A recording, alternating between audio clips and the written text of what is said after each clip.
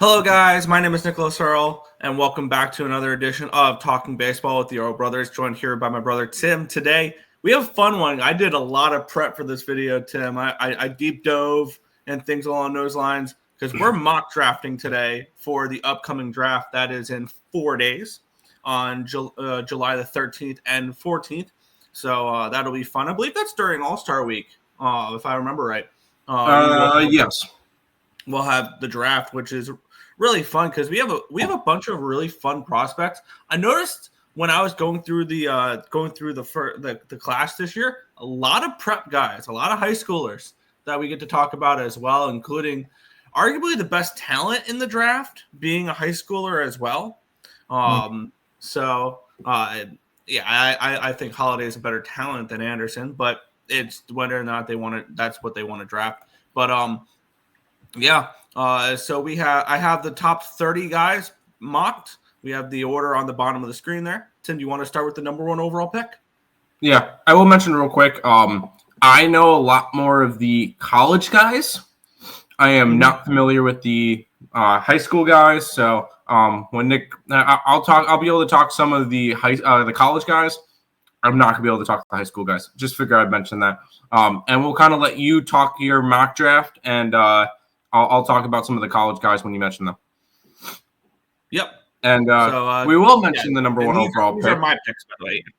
Yeah, these are the number one overall pick. The Nationals select. There you go. I figured you would want to announce your picks. I can. You're good. Yeah. With the first overall pick, the Washington Nationals select Cade Anderson, left-handed pitcher, Louisiana State University. He's considered to be the most MLB ready in the draft, especially for lefties. He dominated through Omaha with that national champion Tiger team. And I think he's somebody who can absolutely be ready in 2026. And the Nationals desperately need pitching. I think this is more of a draft of need rather than a draft of best available. Because I personally think Ethan Holiday is the best player in this draft. Shockingly, I have him going a little bit further down than a lot of people may expect. But I have Cade Anderson number one overall. That feels like a slam dunk pick at this moment. I remember back kind of towards the end of the regular season, towards the SEC tournament, a lot of people, when they were talking drafts, mentioned Ethan Holiday number one. And then they mentioned a couple other pitchers in like Jamie Arnold and Liam Doyle and Witherspoon, all in front of Cade Anderson. I looked at them and went, no, Cade Anderson has the best stuff. And a lot of people after Omaha were comparing Cade Anderson to Liam Doyle and saying Liam Doyle's not better. He had the better year in college, yes. Cade Anderson's got a lot more nasty stuff than Liam Doyle. Liam Doyle's fastballs galore. Cade Anderson has a bunch of good movement stuff. So I believed since before the SEC tournament that Cade Anderson was the number one overall pick in the draft, and I'm still going to stick by it. And I will say there's been a heavy flip because for a while, Ethan Holiday was favored to go first. He is no longer favored to go first. I believe he's favored to go fourth. Wow. Yeah, he is currently favored to go fourth. So that one was kind of interesting to me. And it's crazy. Well, I'm not going to mention that stuff, but where you have him going is kind of interesting, in my opinion. But Cade Anderson, number one in the draft. Yeah, we'll move on with the second overall pick in the MLB draft. The Los Angeles Angels select Ike Irish, outfielder and catcher from the Auburn Tigers. This one's a little bit, I think that'll surprise some people. But when you look at the Angels, I don't think so at all. There's a potential underslot option for the Angels as well, as they do have another 5 picks in the top 140 other than 2. And something when you get a top 5 pick, you get a bigger pool to play with. And I think the Angels could go college ready, college almost MLB ready. This is definitely a college bat that they can fast track to the MLB. they've drafted 6 straight years of college players for them being bats. I think this is one of those guys where the Angels can draft him and they can rush him to the major leagues by next year, and get him to play the outfield. Obviously, Logan O'Hoppe catching. I think he's the everyday catcher for the Angels, but I think Ike Irish can find a spot in the outfield there. I have Ike Irish going second to the LA Angels. Definitely, I think a little bit of an underslot because MLB.com has him 11th for the draft, but I think he is the best available college bat other than maybe Avila Arquette, but I also see this as a potential underslot. I will say Ike Irish was fantastic this year. Bringing up his 2025 stats, he played 55 games as a catcher. He batted 364, 469, 710 slash line. He was fantastic. 19 homers, 58 RBIs. He was great for a Auburn team that got to host their own regional, that hosted a super regional, got swept by Coastal. But in my opinion, I could see the underslot, but I feel like the most Angels move for this one would be Liam Doyle, because he is also one of the most ready players in the draft, and they could fast track him to the majors. I see that more likely to fast track Doyle than Irish. I feel like Doyle is more ready for that. But I'm not here to go against you or whatever, but I would personally select Liam Doyle second overall on the Angels, but that's just me. But Irish is a fantastic pick. Yeah, I was trying to debate between two players on this one here. Liam Doyle wasn't even a thought process for me, and neither was Ethan Holiday for this. Who was the other one? Avila Arquette, shortstop from Oregon State, was it? Well, think about it. What is the narrative that this is more me running with the Angels' narrative of drafting college bats and rushing them to the major leagues. Yeah. And I think him or Arquette could be the two guys that go in this spot, which that's fair. I'm also more of the numbers person, and I'm looking more at some of the odds and stuff and see that both of those guys are nowhere even close. So it's just like, wow, those are really bold takes. I like it. I like the underslot idea. Go for it. Because that's something you got to keep in mind as well with the MLB draft. It might not be the best player available at times. It Correct. might be who can they draft to save a little bit of money and draft a little bit better. Maybe go for a prep guy in the second round and be able to pay him a little bit more to draw him away from his college commitment. So we can go to the third pick though. With the third overall pick in the MLB draft, the Seattle Mariners select Ethan Holiday, shortstop third baseman from Stillwater High School in Oklahoma. Considered to be the best prospect in this draft, Ethan Holiday, coming out of high school. And his brother in 2022 did go out of high school and got picked number 1 overall. Jackson, wouldn't shock me to see Ethan Holiday up in the majors in 3 years as well. Because and potentially making an impact in 2 to 3 years, even out of high school. Just overall solid player, 60 overall grade on the 20 to 80 scale. 60 is generally some of the best prospects because you rarely see 65, 70s, 75s, and 80s for that, because usually you'll see that like a 70 grade or an 80 grade for a specific attribute, not an overall player. He's got a lot of power.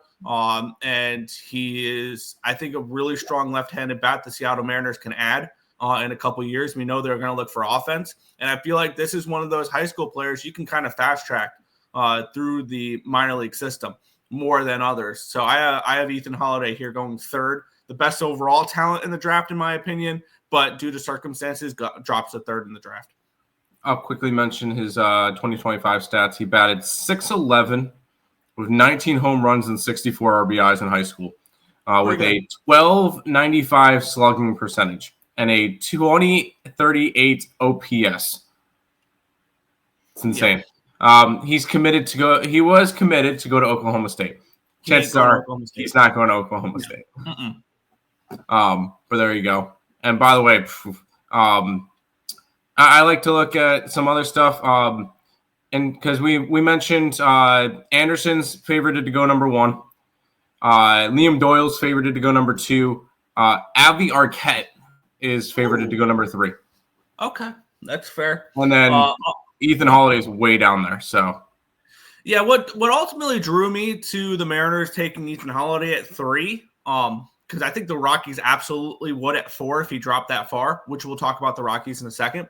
The Mariners have no problem taking prep guys. They've taken a high schooler in 5 of the last 6 drafts, and they've been a prep bat. So we've definitely seen the Mariners go more high school bat route the last few drafts. So that it wouldn't shock me to see them continue that trend here in this one. Yep. We'll continue on the high school route here with the 4th overall pick in the draft. The Colorado Rockies select right-handed pitcher Seth Hernandez from Corona High School in California, considered to be the best prep arm in the draft. Has a 70 grade fastball, a 60 grade curveball, overall 60 grade prospect. They're calling him a potential under the radar to go number 1 overall as well. If you're looking for a little bit more of a long shot, he typically sits in the mid 90s with his fastball. He's touched 97, 98 in high school as a 19-year-old, a little bit older for the high school level, but it is what it is. He does have a changeup and a as well in his repertoire and a slider. Overall, he's one of the more well-rounded prep arms in the draft, and they consider him the best in the draft here, especially with his 12-6 curveball that is registering around 3,000 RPMs. So he is a really, really highly touted prospect.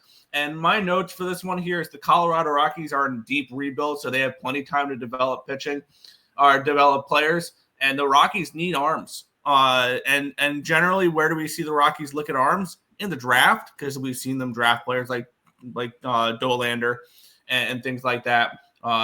This pick would break a 4-year stretch of them drafting college players in the first round. But I think if Seth Hernandez drops for them at 4, it's just somebody they have to take a shot with here. I have Seth Hernandez, right-handed pitcher, Corona High School, going 4 to the Rockies. There you go. It also says that he's a right-handed pitcher, first base, third base, outfield, and utility. He's going to be a pitcher. Absolutely, he's not doing anything else. No. I don't really know much about him. I don't really know much about the high school kids, but college kids, I am good with. Don't worry, we'll head back to the college ranks for our next draft because very similar to last year, it feels like the Cardinals have a really strong college prospect falling to them in the draft. With the 5th overall pick in the MLB draft, the St. Louis Cardinals select left-handed pitcher Jamie Arnold from Florida State University. Cardinals, I have them taking a college arm here. This could be Doyle as well. It's really who they want because I see both Doyle and Arnold available at the spot to them. And they have drafted college players the last 4 years. J.J. Weatherholt falling to them at 7 last year. Jamie Arnold was projected to be one of the top prospects in the draft this year as well. And I think he absolutely will get picked up by the Cardinals if he falls this far. Jamie Arnold for Florida State was one of the better pitchers in college last year. Has a 60 grade fastball, 65 grade slider, one of the better sliders in all of college baseball. And I definitely think that, and he was also a semifinalist for the Golden Spikes with his sub-3 ERA. He had 159 to 26 strikeout to walk ratio, and really helped this Florida State team. And I think that he is absolutely a top 5 pick, and I think he falls to the Cardinals here at 5. I believe he was number 2 for ACC Pitcher of the Year, and he finished behind Knapp from UNC. He was fantastic. 84 and 2/3 innings pitched, 119 strikeouts. He's got some nasty stuff.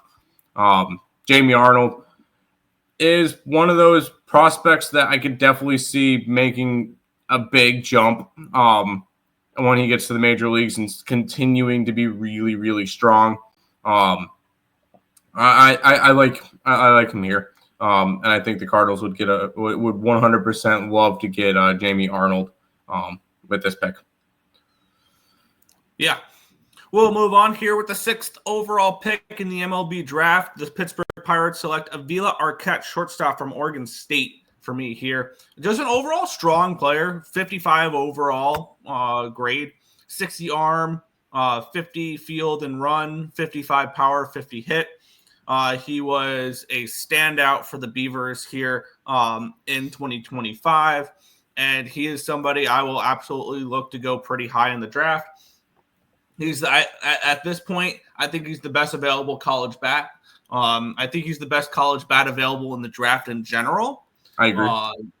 And one thing we've noticed with the Pirates is they've kind of split between going prep and going college players. Obviously, they went college with like Paul Skeens and stuff like that, but they also they went the prep route with Ford a few years ago as well. So they're back and forth. So there's no like solidified they prefer high school over college. And I think they want to go for a more MLB ready player with Paul Skeens still on the roster and try to build their offense through the draft. I think Arquette's a great player to add in the draft here, shortstop. They can move him to second base potentially if he doesn't grade out well there. But I definitely do think that the Pittsburgh Pirates will look more offense here in the first round. And I think they go with Arquette here, 6th overall. Yeah, real quick, Arquette in college played 2 years with Washington and then transferred to Oregon State last year. 19 homers and 66 RBIs with a slash line of 354, 461, 654 with a slugging of 1115. He was one of the big reasons why the Beavers made it to Omaha. And I strongly believe he's going to be another big bat. I hope that he doesn't have his career ruined in Pittsburgh, but he's going to be a really solid pick. Yeah. We'll continue on with the 7th overall pick in the MLB draft. The Miami Marlins select Eli Willits, shortstop from Fort Cobb, Broxton High School in Oklahoma. Committed to the University of Oklahoma, Boomer Sooner. Has a 60 grade power tool and a 60 grade run tool. Overall, a 60 grade prospect, according to MLB.com. He is a switch hitter that's more proficient from the left side. And he looked really good at the plate for his age, is what they're saying. Makes consistent line drive contact and has a really good eye at the plate, rarely straying away from the strike zone, which he's a very disciplined hitter for a 17-year-old. And I think this is somebody that the Marlins can absolutely look to develop here. It's the best available player at this point in the draft. I have projected they're in a rebuild, so they're not urgent for MLB talent. And he's just a solid overall player that definitely has a decent ceiling. I have Eli Willits going 7th to the Marlins. Yeah, I don't have much stats on him because all the sites that want high school stats want me to pay for it. But just kind of a high school bat. You mentioned, switch hitter, which could be very beneficial. Yes. And you said he doesn't have that big of a power tool.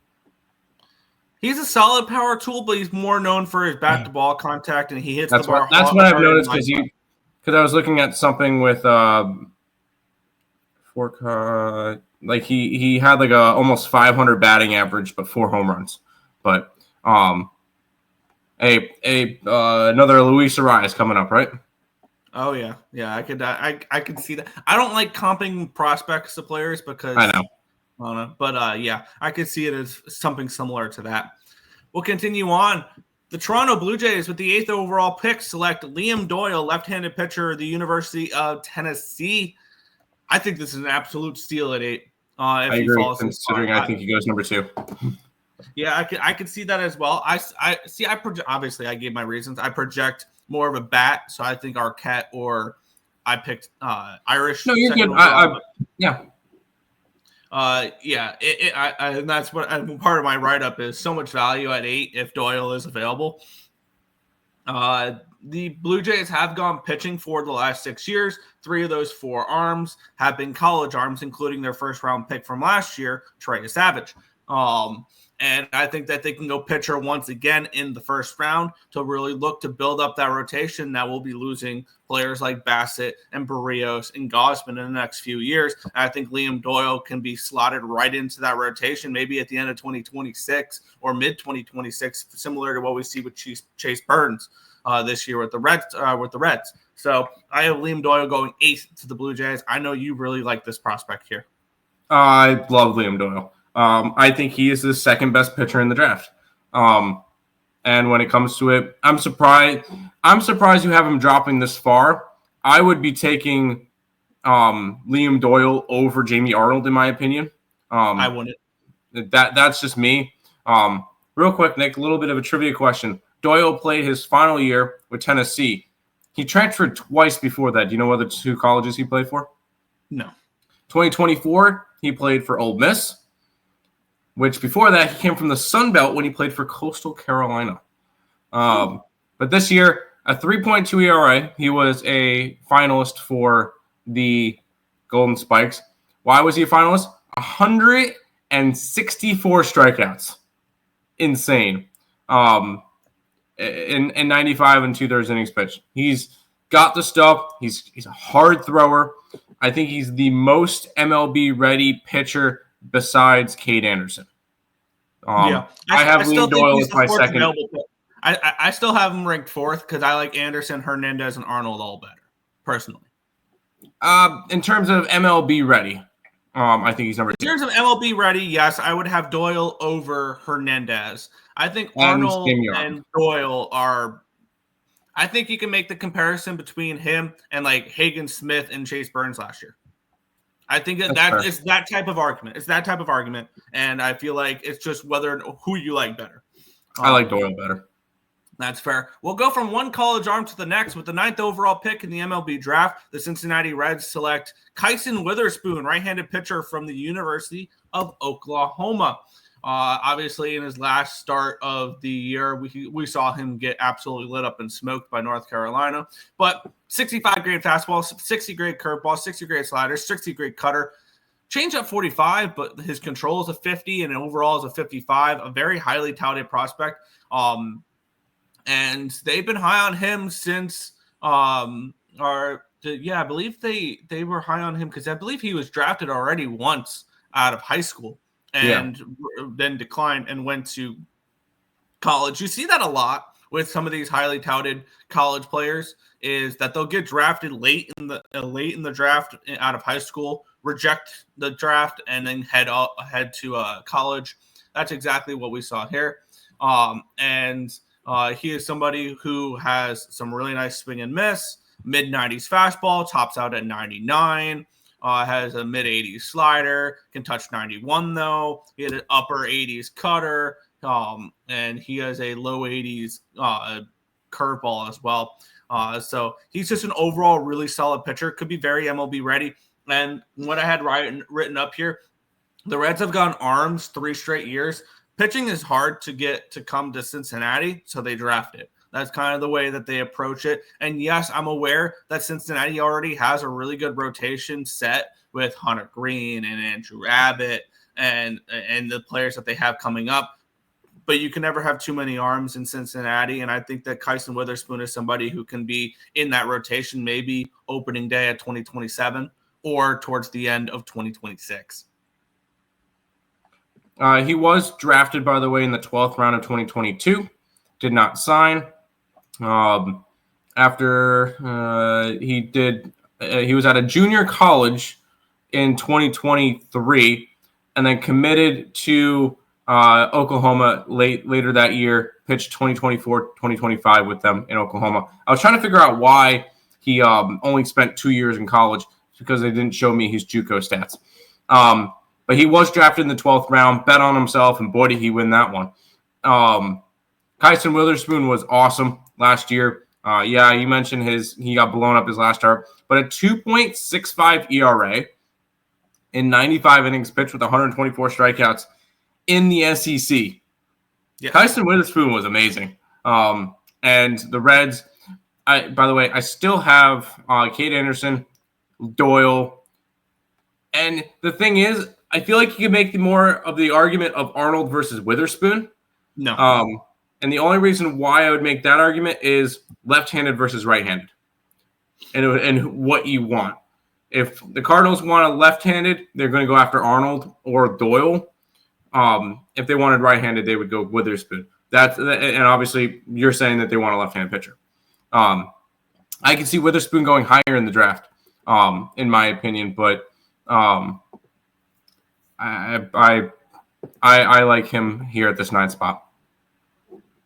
Fair.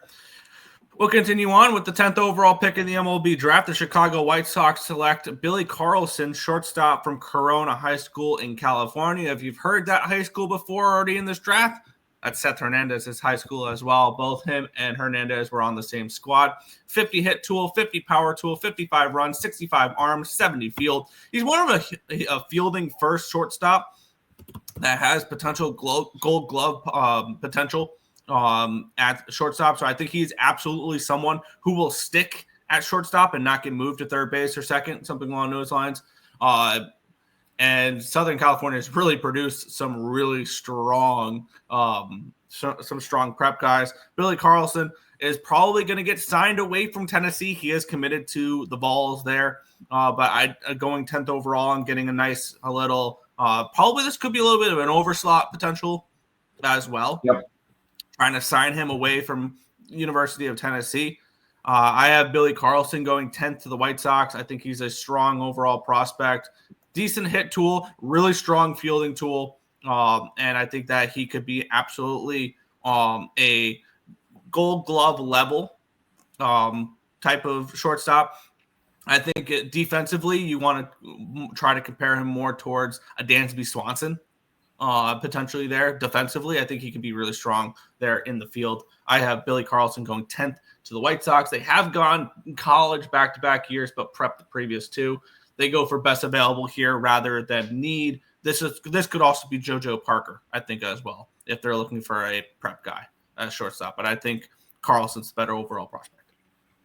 Yeah, they're mentioning stuff about him having a very good arm, really good glove and arm. He's a good bat to ball guy, but he's working on his power. They also mentioned that he could throw 97 miles an hour on the mound. Ooh, wow. So you could possibly get a two-way player here. While he's a two-way player, his defensive abilities at shortstop are expected to make him a high-impact major league regular. So keep in mind, two-way player as well. If he wanted to develop a little bit of pitching, he says he has a fastball up to 97 with a good curveball and a decent changeup. You get that into the right hands, and you could kind of develop that. Going to the White Sox, I don't really see him developing that, though. Yeah, no, I think there's a 0% chance he ever throws a pitch in professional baseball because you're not going to have a 5-tool player at a premium position try to pitch. That's just not something you're going to do. Yeah, if you wanted to try to pitch, he would hope to drop down 4 more slots to the Rays. But let's be honest, that's not going to happen. No, because I have them going some. I have the Rays going shortstop. I have a lot of shortstops coming up here. Not this position, no. With the 11th overall pick, the Oakland Athletics selects Brandon Summerhill, outfielder from Arizona. With this next pick here, I could see them going back to college bats after hitting on Jacob Wilson and Nick Kurtz. And with them having Muncy and Wilson in the infield going forward, I could start in the infield. I can look for them going more outfield here in this spot, which is why I have them selecting Summerhill over someone like Merrick Houston. If they want an infielder, I think it would be Merrick Houston out of Wake Forest in this spot because he would be the best available infielder for college and athletics. And I think the Athletics will continue going with college players because they've generally gone more college than high school as of late. So I have Summerhill going 11th overall to the Athletics here. Yeah, Summerhill has been fantastic. I like this pick. He slashed a 343, 495, 459, and a 556 with a 10-15 OPS. And he was another one of the big reasons why Arizona made Omaha. He's the captain of the team. He was a regular in the clubhouse, and I think he could definitely bring that to the Athletics, who are a very young team in general now. I do like this pick, Nick. Yeah. We'll continue on with the 12th overall pick in the MLB draft. The Texas Rangers select Merrick Houston, shortstop, Wake Forest. The Rangers have been heavy college players over the last few drafts. The last time they drafted a prep guy, or my bad, heavy college, yeah, because the last time they drafted a prep guy was back in 2018. If they want an arm here, I think this could be Bremner in this spot, but if I think that they'll look more towards going bats in this in the first round here, considering where this rotation is at the moment and where their pitching staff is at the moment compared to where their offense is coming from. I definitely think they'll look more offense than pitching, and I have them going with Merrick Houston here, shortstop out of Wake Forest with the 12th overall pick.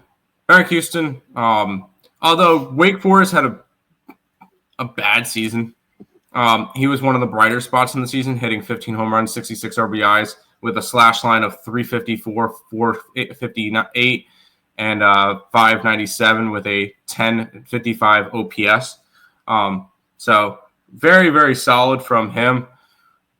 But, I mean, he's one of the ones that his draft stock only jumped after this year. He's one of the risers. I know we'll end up talking.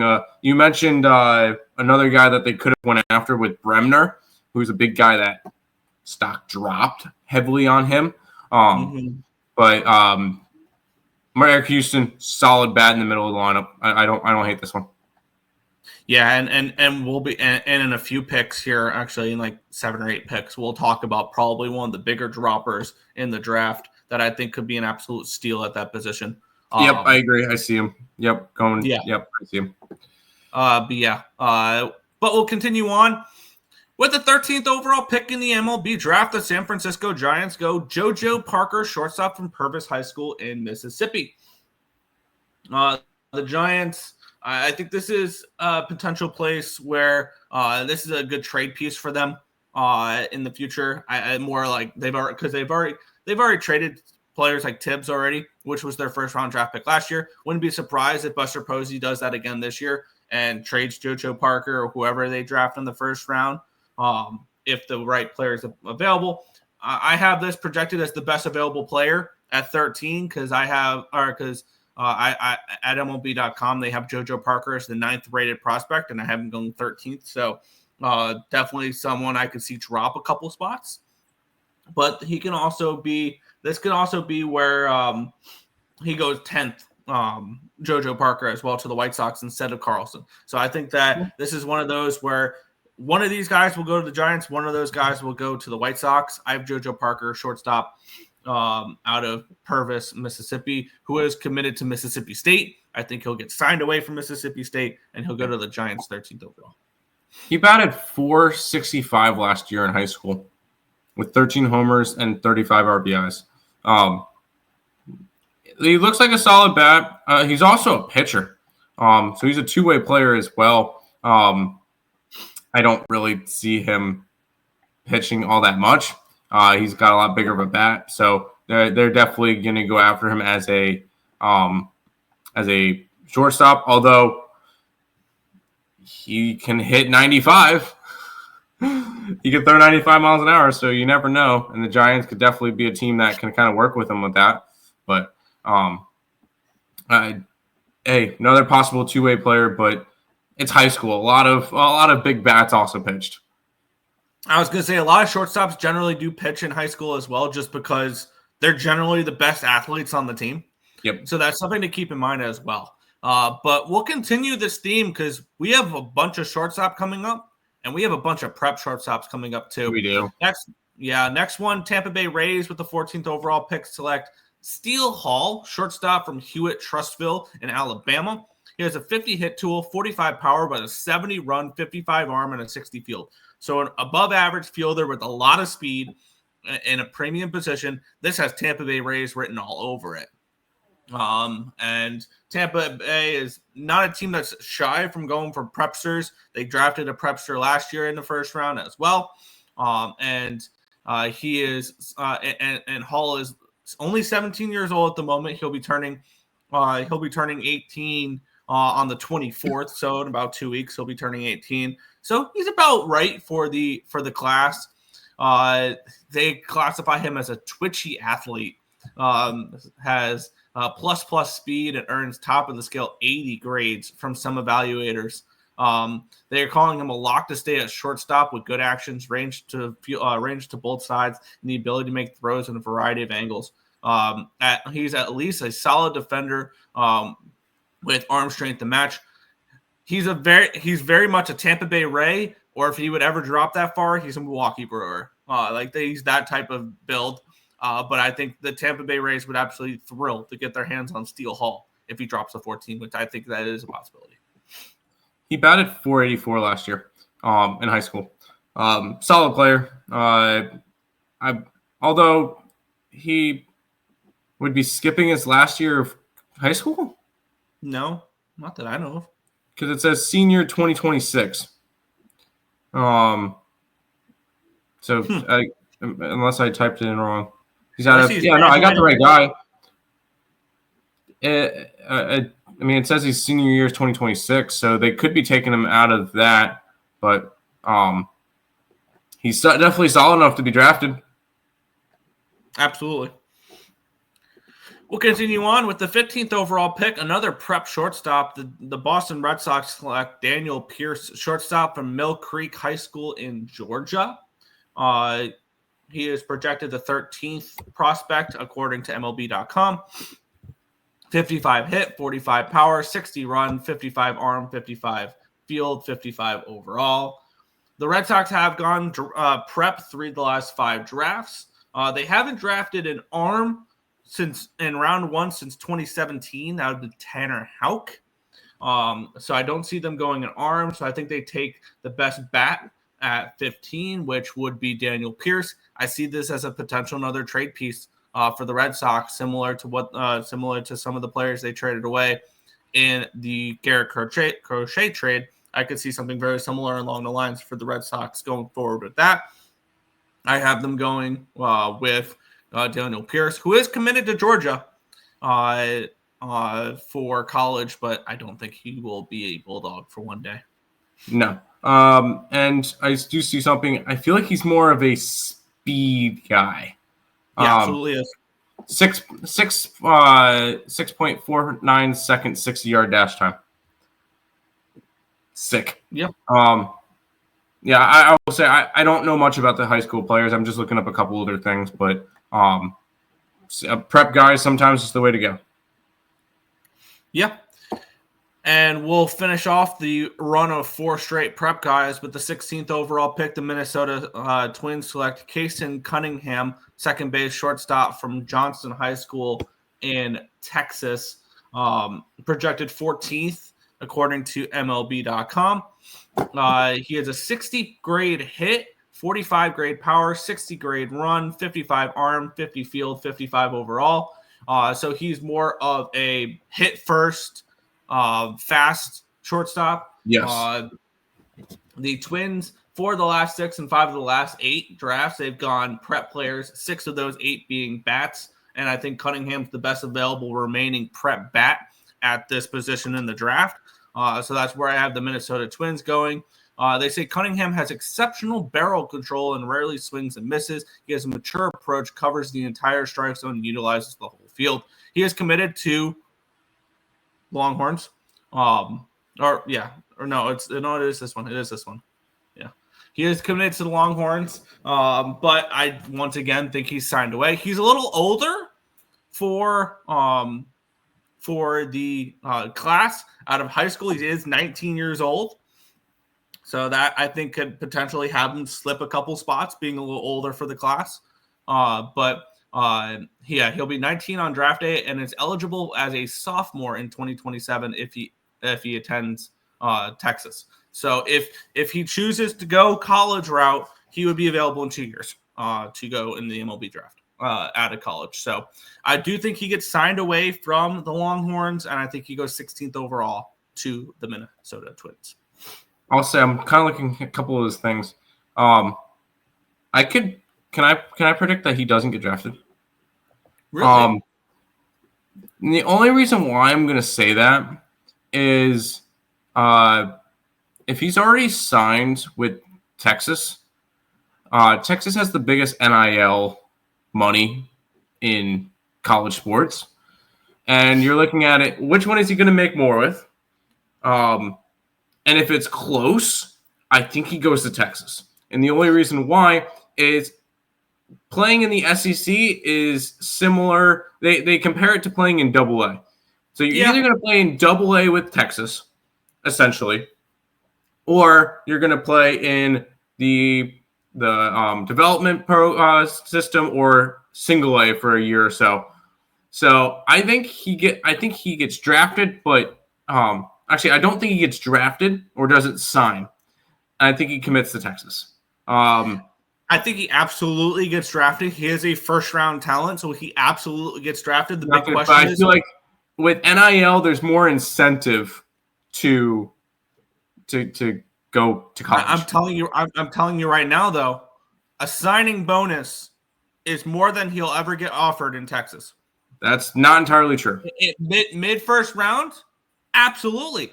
Mid first round, he can get offered probably at this price range a $10 million signing bonus. Close to that. Well, we'll see. We'll see how much the money is for. Absolutely get signed. He will absolutely get drafted. He'll get drafted. But the question is, and he'll absolutely be an overslot. Absolutely be an overslot. Yeah. Don't worry. We'll stop talking about prep guys for a little bit now because we have looks like four straight college guys. With the 17th overall pick, the Chicago Cubs select Wheelowa Earle, shortstop from Arkansas. He was the Golden Spikes winner. Yep. He has 50 power, 50 hit, 55 power, 45 run, 55 arm, 55 overall, 55 field. The Cubs have gone college 4 straight drafts in 7 of the last 8. So they are they look very college heavy. And I think that he is definitely the best available player at 17 at this point. And I think that's where I think if he's available at 17, it's kind of a slam dunk pick for the Chicago Cubs. He could move to second base potentially. But he is definitely somebody the Cubs can maybe move a little quicker. The only problem is they do have Horner and Swanson as your second base shortstop options at the moment. So that could be a little bit tricky trying to find a spot for him. But I think he is somebody who in a year or so could be playing for the Chicago Cubs. I have Earle going 17th to Chicago. I will say Willie Earle was one of the more fun stories in college. He won the Golden Spikes. He also played with his brother at Arkansas. And they made Omaha together. That was freaking awesome. So mahalo from the from where is it? Waluku, Hawaii, where the Earle brothers are from. But no, winner of the Golden Spikes. He was fantastic this year. One of the big reasons why Arkansas made Omaha. He was the best bat in that lineup.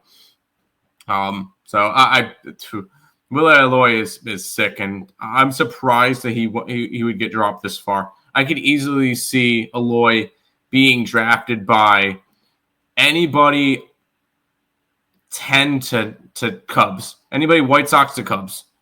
Absolutely, he absolutely can. I have him ranked a little lower, but that's just me. But we'll continue on with the 18th overall pick. We finally, Tim, get to talk about a mid-major player. With the 18th overall pick, the Arizona Diamondbacks select right-handed pitcher Tyler Bremner from Santa Barbara University. 65 grade fastball, 50 grade slider, 65 grade changeup, 55 control, 55 overall. He was a pitcher that kind of slid back and forth between being a starter and being a reliever with the Gauchos. With him being primarily in 2025, being a starter. His fastball is averaging around 95, touching 98 with good ride. He had a really solid changeup, which potentially can have 70 grades on it by some outlets. And He is somebody who's able to miss bats. The big question for him in this draft, which is potentially why he drops to 18th, is durability. I think that we have the same questions with Bremner as we did with Garrett Crochet, whether or not he can go more with a bigger workload. I think this is a good fit for the Diamondbacks, who have plenty of offense, but not nearly enough pitching. And I feel like this is a pitcher that they can somewhat fast track to the major leagues to be potentially sometime next year the replacement for a Zach Gallen or Merrill Kelly, who can go in the offseason as well. So I have Tyler Bremner here from Santa Barbara going 18th. Yeah, if you talked to me preseason, I would have had Tyler Bremner in the same conversation as Cade Anderson and Jamie Arnold and Liam Doyle and Kyson Witherspoon. I would have had him right up with all of them. After last year, 3.49 ERA in a Big West that's not particularly great. 77 innings pitched, 111 strikeouts. So the strikeout numbers never left. But he just didn't really have what we wanted to see. And that's why he kind of dropped a little bit, because going into the season, a lot of people were picking Santa Barbara to win the Big West, saying, hey, Bremner is going to be an automatic win every single Friday night. And he was not. A 5-4 record, he just didn't live up to it. I see him as more of a back of the line of the, like, I could easily see a gone like the bottom 5 in the first round. I'm surprised he's this high. That's fair. Yeah, I have him dropping a little bit just because of durability issues and things along those lines. I think he'll be fine long term. Yeah, that's definitely something that could scare a team away from drafting him higher than this. And I think that this just fits a need that the Diamondbacks have. Correct. Talk about drafting for need. This is one here that I think the Orioles, I think that could really help the Orioles. With the 19th overall pick in the MLB Draft, Baltimore selects Gage Wood, right-handed pitcher from Arkansas. Now, he is somebody who made a name of himself in Omaha with that 19 strikeout no-hitter in the elimination game against Murray State. He has a 70-grade fastball, which was still hitting high 90s, 100 and something pitches into his outing there. He's a 55-grade curveball, 45-grade slider, 45-grade changeup, 55-grade control, 50 overall. I definitely think that this is somebody who definitely had his stock raised by Omaha. They did. For sure. And here's the thing. In 2023, he was more of a high-leverage closer for Arkansas, and then they moved him towards the first round, or towards the starting role. He was one of the best fastballs in the draft. They're saying here, sitting 94 to 96, can reach 98 with the combination of velocity and carry along with the low release height. Really produces a really good amount of chases, being 6 foot. He's 21 years old. His slider's upper 80s, but not that effective, and he barely uses his changeup as well. He is somebody where I think one issue he would have is becoming too much of a 2-pitch pitcher, because he has the fastball that he dominates with. So I have him 19th. I have a feeling that he's somebody who can absolutely drop out of the first round, but I can also see this as a little bit of an underslot here for the Orioles, because Gage Wood is projected a little bit more towards the mid-20s. So maybe it'll take a little bit less money to sign him. So I would have Gage Wood here at 19. I don't see him as a first-round pick to begin with. I know that he had, like, he was really a guy that had his draft highly bumped up in Omaha. I just don't see him being a first-round talent. I understand he pitched really well this year. He only pitched in 10 games. I guess that's normal. Whatever. But, like, I don't really see him as a first-round talent, in my opinion. If he does, it's kind of similar to Bremner at this point. He's bottom of the first round, beginning of the second round to me. Yeah. We'll move on to what I think potentially could be the steal of the draft here, Tim. I agree. With the 20th overall pick, the Milwaukee Brewers select Jace Laviolette, outfielder from Texas A&M, somebody who before the 2025 season, we were talking about him going first overall. Mm-hmm. I have three things written down for Jace Laviolette here for the Brewers. Potential steal of the draft. Buy low on him after a bad 2025 season because he was projected top 3 preseason in the draft here in this spot. 45 hit, 65 power though, so he is a power first outfielder with a 55 run tool, 55 arm tool, and a 50 field tool. So he's about an average to a slightly above average outfielder with a lot of pop. And he was somebody who was really highly touted out of high school. And I have a feeling that he could. I think we can probably.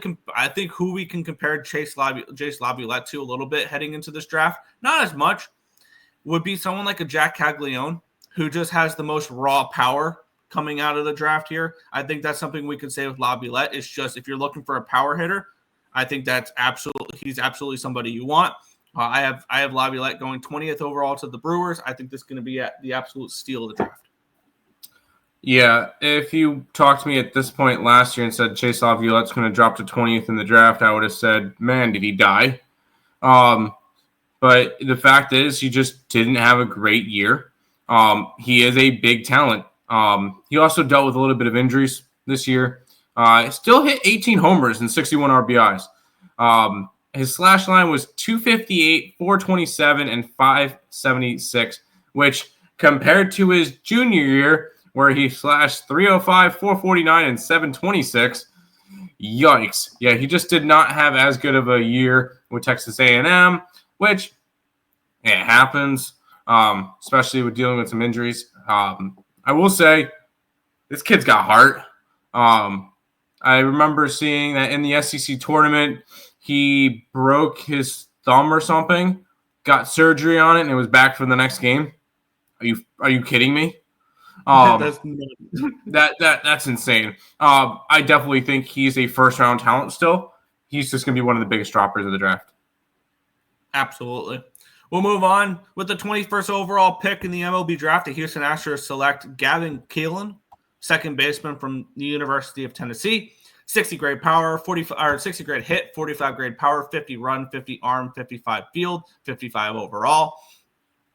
They say with outstanding hand-eye coordination, a quick left-handed swing, and a feel for the barrel. Keelan continues to excel as a contact hitter. He's not going to be a big power hitter. He's going to hit for average and things along those lines and play decent defense. His speed and arm strength, they're both grading around average. He has good actions and instincts, but the game speeds up on him, and his arm is a bit stretched for shortstop. Could see him definitely being, obviously, he's being drafted as a second baseman. They're comping him. I'm seeing one comp here to potential Gavin Lux type of comp. Interesting there. The Astros have not gone prep since 2016. Forrest Whitley, which never made the majors, and they just released him like a couple weeks ago. Forrest Whitley. They held so much hope for Whitley that they had him in their farm system for 9 years through all the injuries and stuff like that. Yeah. They have drafted at Tennessee recently as well with drafting Gilbert a couple years ago in the draft. Yep. And I think this could be a strong college bat to help boost a bad farm system for the Astros. So I have Keelan going 21st to the Astros here. I will say he did find his power with Tennessee after transferring out of Louisville. He slashed a 357, 441, and 671 slash line with an 11-12 OPS, 15 homers, and 46 RBIs. So he definitely did find his power, definitely increased his stock. He's a really good defender. He needs a little bit better of an arm, but at second base, you don't really need them. So I like this. I do like Gillian there. Or yeah. Gavin Gillian, yeah.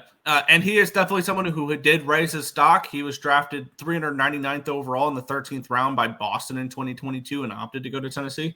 So he's definitely somebody who definitely raised his stock. He did. I don't know how they keep getting away with it here, Tim, but I have 22nd overall. The Atlanta Braves select left-handed pitcher Cruz Schoolcraft out of Sunset High School, Oregon. This feels very similar to last year when Cam Caminiti just fell into their lap in the 20s there. He's a 60 grade fastball, 60 grade slider, 55 grade changeup, 50 grade overall, 50 control, 55 overall. He is he's thrown words. His fastball tops out around 97. The only knock on it is a lack of spin and carry, but I think that's definitely something the Braves can work on. He has a low 80s slider that has good movement to it, and he's somebody who probably will take a little bit of development. He is committed to Tennessee, but I could see the Braves overslotting and signing him away from it. In my notes, I have very similar to Caminiti last year, a prep arm that they can rise pretty quickly through the system. We've seen this with players like AJ Smith-Shawver and players like Spencer Schwellenbach, who they move pretty quick through the system. Didier Fuentes, who are debuting at 20 years old. Wouldn't shock me to see Schoolcraft have a very similar path to the major leagues there. I wrote Braves Voodoo Magic with arms, and then they've drafted five straight years, 6 straight first rounders have been arms for the Braves. I think they absolutely go pitching again here. That's one thing that we've noticed with the Braves is they love going pitching early in drafts and in drafts in general. I think they do it again here. Cruz Schoolcraft, left-handed pitcher from Sunset High School in Oregon. He was the Gatorade Player of the Year in Oregon in 2024. With a 0.39 ERA and 11 starts. What the hell? That's insane. But yeah, no. Once again, he's probably going to be a pitcher that has full potential. So there you go. They just keep drafting big players. Yep. Let's continue on. More prep guys here. We have another 1, 2, 3, 4, 5 prep guys in a row after Schoolcraft here. With the 23rd overall pick in the draft, the Kansas City Royals select Gavin Feen, third baseman from Great Oak High School in California. Feen, I have him projected as MLB has them projected as the 22nd overall prospect in the draft. He is committed to Texas. He has a 50 grade power, 50 grade hit, 50 run, 55 arm, 50 field, overall 50. He's a switch hitting.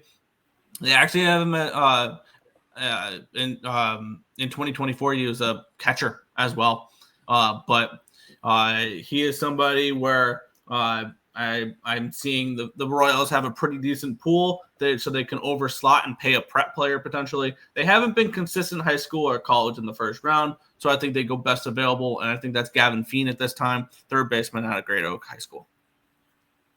Once again, committing to Texas. He's another guy that if he drops out of the first round, I can see him going to Texas. Even if I could still see him going to Texas at this point. If the Royals don't offer him enough. He hit 358 in high school, which is actually his worst batting average since freshman year, just because he batted over 500 his sophomore and junior year. But keep in mind, if you're committing to Texas, there's always that possibility that you still go to Texas. There's a couple of schools that have that ability. See, I think with baseball, it's not as prominent with that because they still give their players a shit ton of money. The signing bonuses from the first round are way more though. Uh-huh. Like, not many college players are getting paid over $1 million for baseball. They just don't allot that much money to baseball. They would rather put that towards football and stuff like that. So I know you're like, oh yeah, they're going to I don't think the NIL has as much of an impact on college baseball drafts as people think it does. With the 24th overall pick, the Detroit Tigers select Slater DeBrun, outfielder from Summit High School in Oregon, 55 grade hit, 45 grade power, 65 run, 50 arm, 60 field. More of a defense and speed first outfielder. For me in this one, we've seen the Tigers have no problem going prep. They did last year with Bryce Rayner, who looks pretty good. He is hurt at the moment, but between him and Connor Griffin, two very good prep guys. Obviously, Connor Griffin is for the Pirates, but still. I think this could either be DeBrun or Nayans here. We'll talk about Nayans soon. And I think that the Tigers opt to go with the outfield route rather than the infield route. So I have Slater DeBrun, outfielder from Summit High School in Oregon, going 24th to the Tigers. Once again, it's a high school guy. I don't really know too much about the high school guys, but I know the Tigers always like to go high school, so that's fine. Talk about. Sorry, real quick. Did he commit anywhere? He is committed to Vanderbilt. My bad. I Vanderbilt. forgot to mention. Yeah, there you go. Vanderbilt. Yeah. Out of a high school in Oregon, he's committed to Vanderbilt. Yeah, exactly. All right. Talk about a team that loves going prep guys in the first round. With the 25th overall pick, the San Diego Padres select Xavier Nayans, third baseman from Mount Vernon High School in Washington. He is a really good prep guy. 50 grade hit, 65 power, 45 run, 60 arm, 50 field. Overall 50. He's not a runner, but he is athletic with his 6'4" build, 6'4", 210. Is committed to Oregon State with the Beavs. I think that's a team that can very easily get signed away from.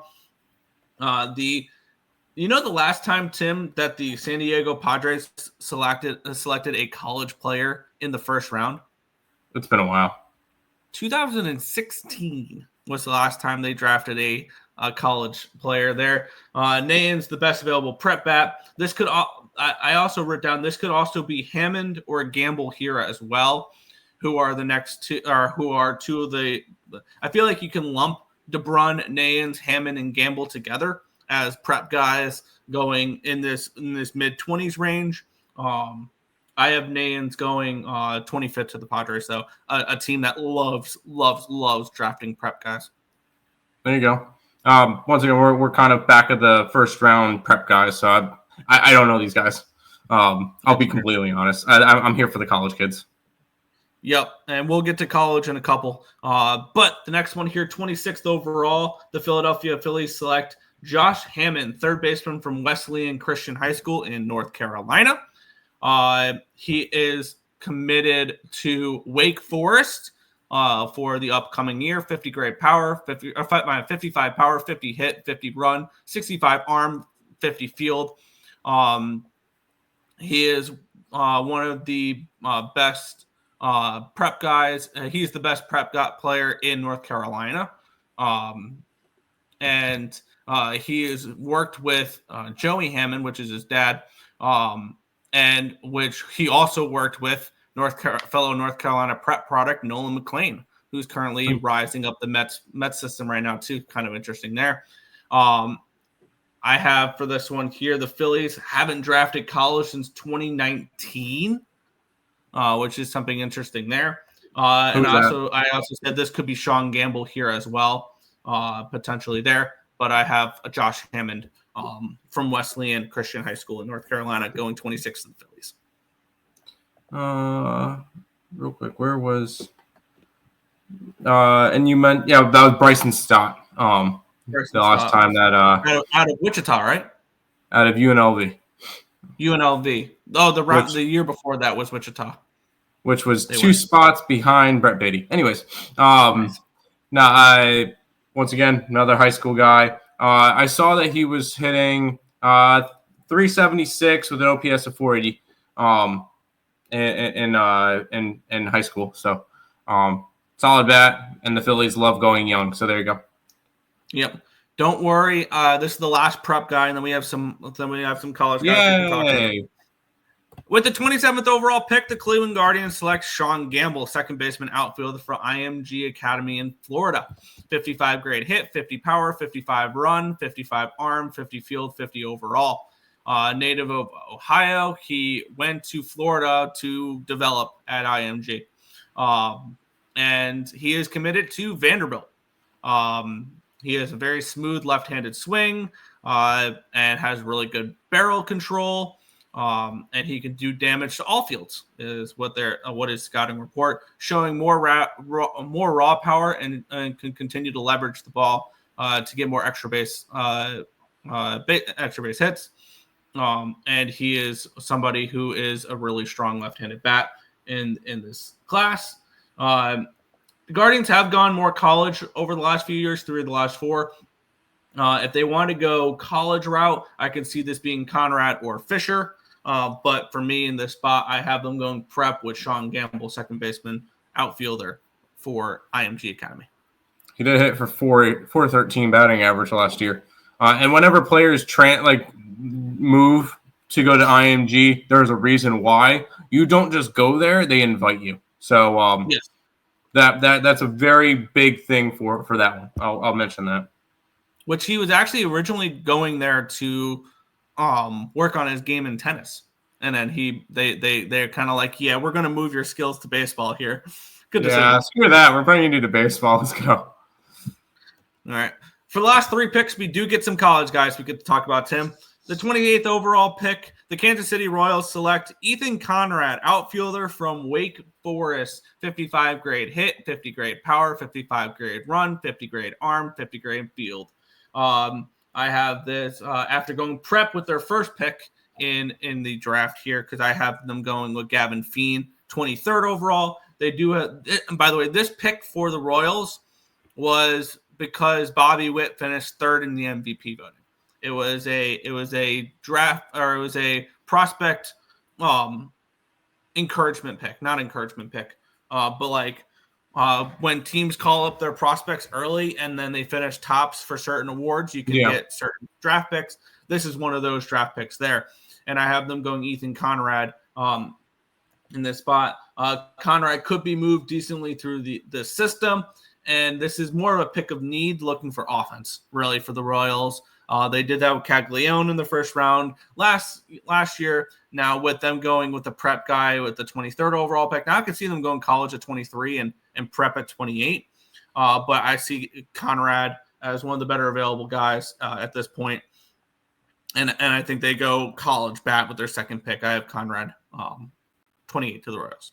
Now keep in mind he's more of a contact guy than a power guy. He's not a power guy. He only hit 9 home runs last year. Sorry, 7 home runs last year. He hit 9 in his sophomore year at Marist. He went to Marist the first 2 years, then transferred to Wake Forest. Slashed a 372, 495, 744 last year. I believe he was their leadoff hitter for a while. I'm surprised with how many players are going. Like 2 players are going to Wake Forest in the first round, and they had a bad year. They still made the tournament, which was crazy. They lost in the regional finals against Tennessee. It's not like they had they didn't. The point is, normally they have a lot better of a year. Like they are always in the hosting conversation. They weren't even close to the hosting conversation this year. Yeah, but Ethan Conrad was one of their consistent pieces all year. Yeah. Then we'll move to 29th overall. Last pitcher of the top 30 picks. With the 29th overall pick, the Arizona Diamondbacks select Patrick Forbes, right-handed pitcher from Louisville. Forbes, one of the best pitchers in the ACC this year. Yep. He has a fastball averaging around 94. He now sits 96 to 90. He sits 94 to 96 now, and he can peak at 100 with that fastball. He's also added more to his slider, which now runs around 81 to 84 miles an hour and can be a plus pitch. He also occasionally looked at an upper 80s cutter, and he somewhat throws in a changeup here and there, but he's more of a fastball, slider, cutter type of pitcher. Only 20 years old, so a little bit younger for a college player here in the draft, looking to go in the first round. I think Arizona looks to build pitching through the draft. Obviously, I had them taking an arm with their first selection as well with Tyler Bremner. I think they go back to college arms again here in this one here with Patrick Forbes. I think this is more of a draft of need rather than best available, because I think the best available, they would either look at a Devin Taylor or an Andrew Fisher, maybe even a Caden Brodeen at this point, or Luke Stevenson. I'm surprised they didn't have Brodeen going in the first round. I don't know. I do not. I see him as a compensation pick in that 30s range. for him. But I have Forbes going out of Louisville, 29 to the Diamondbacks. I'll say he was probably one of the biggest risers for me. Going from not even on anybody's radar, making 4 starts last year, appeared in 12 games, only pitched 29 innings, to 15 starts. He started all of his games, 71 in the third innings, 117 strikeouts. And he ended up being one of the big reasons Louisville made Omaha. Like that's another one, a big one. I believe he had the big win. Did he pitch? I want to say he pitched against who do you call it? ETSU. But he was one of the big reasons why they made Omaha. So Forbes, one of the biggest risers for me in the draft. Yeah, he was really strong that last year in Louisville, obviously raising his draft there. And with the final pick, now obviously this is not the first pick of the first round. I just did the first 30 picks really because we have compensation picks and stuff like that. With the 30th overall pick, the Baltimore Orioles select Devin Taylor, outfielder from Indiana.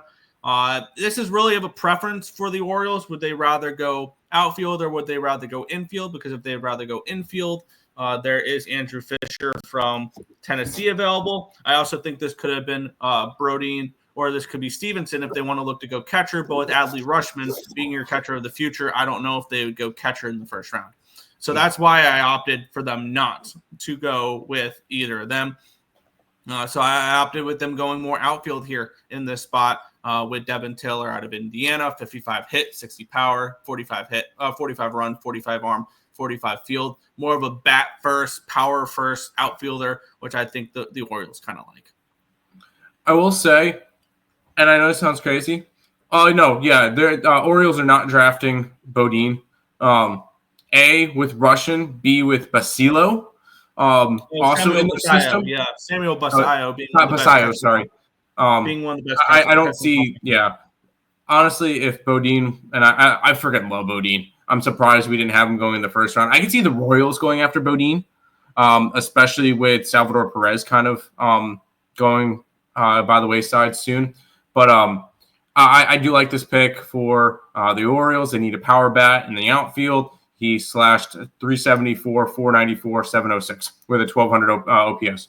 So I do like this pick for Indiana, and he got better each year of college. So, yes, he definitely rates the stock so that he's a first rounder. I agree. Yep. Also, with these last 2 picks, this pick is the compensation pick for Corbin Burns signing away from Baltimore. Baltimore has 30 and 31, actually, because they have a compensation pick for Anthony Santander. So I think they would go Fisher 31, actually, and go Devin Taylor 30 or flip-flop there. And that 29th overall pick for the Diamondbacks was because of Christian Walker signing away from them. But that is the mock draft here. Any surprises or anything you want to mention before we head on out here? I still think I'm gonna go against you on a couple real quick. I'm going to stick with the fact that Liam Doyle goes number 2. I'm gonna rock with that because I think the Angels can definitely bring him up quickly. I will go and say Doyle is better than Arnold. You're welcome. Cade Anderson is the best pitcher in the draft by a mile. Not by a mile, but I definitely think he's the best pitcher in the draft. I've been saying that all year. Some of these prep guys, good luck. I have not a clue. And I do think Bodine ends up getting drafted in the first round. Fair. I personally would take, just talent-wise, I would take Seth Hernandez over Cade Anderson, but MLB ready-wise, it's not close. Because I think the ceiling of Seth Hernandez is higher than any arm in this draft.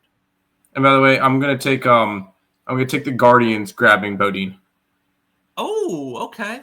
I could definitely see that. They get rid of Bo Naylor, and they promote him up. I could see that there. But that has been the 2025 MLB Mock Draft. Let us know in the comment section below if you've made it this far. Who do you have going number 1? Do you think, who am I too high on? Who am I too low on? Let us know in the comment section below. But that's going to do it for this one. I want to thank you guys as always for watching, and we'll catch you guys in the next one.